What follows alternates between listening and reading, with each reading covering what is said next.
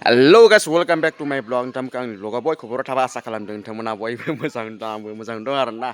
ओमफ्राय दायो आङो नै नोंथांमोनखौ आंनि vlogआव बरायबाय आरोना फुंनि समायाव। ओमफ्राय दा आं दंफायो पेन्डेलाव आरोना। फंबायनि हाबानि पेन्डेला जाबायानो होनजायो आरोना। नै एसे ब्राइटनेसआ बारा जादों आरोना, एसे खमायनो आरो अके। ओमफ्राय नारि नायलांदो नै डेक'रेसन बिदि खालामना दोनदों आरोना। नै जाबायानो होनजायो आरोना। ओमफ्राय इथिं माखासे गेटथिं दंख' आरोना साजायनो।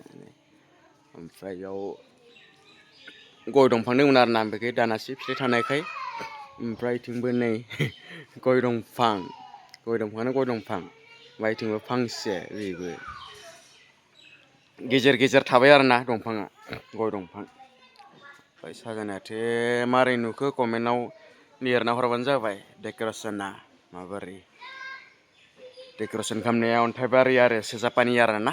बिथिं सानजागालाव आरोना दैमा बारनायनि पेन्डेल बनायग्राफ्रा मारै नुदों कमेन्टआव लिरना हरदो बयबो।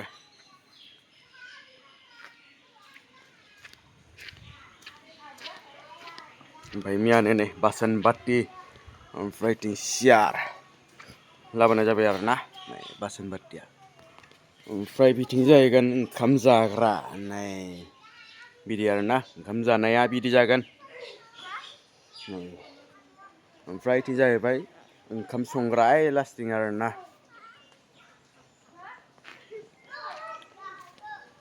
बयबो फैदो गाबोन, हाबाया गाबोन जागोन आरोना गाइस।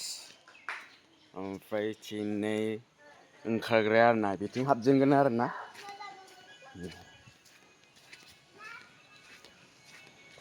बिदि साजायनाय नुदों आरोना। ओमफ्राय माखासे बानायनो दंबावो आरोना, ओमफ्राय बेखौ बानायजाबावगोन। दिनै गेटखौ लाबोगोन आरोना, गेटखौ बनायनाय जायाखै आरो। बिथिं खोलागाल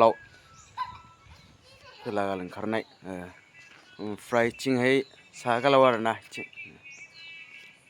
ओमफ्राय बे गेट आरोना, मेन गेटआ बे जागोन जानथिं नंला आरोना गेटआ, मेन गेटआ पुरना न'आव गैलिया आरोना पेन्डेला। एबार राभाया जाहानि खोलागालाव जासिगोन आरोना। लोगोफोर उनाव नेक्स्ट भिडिअ'आव लोगो मोनसिगोन।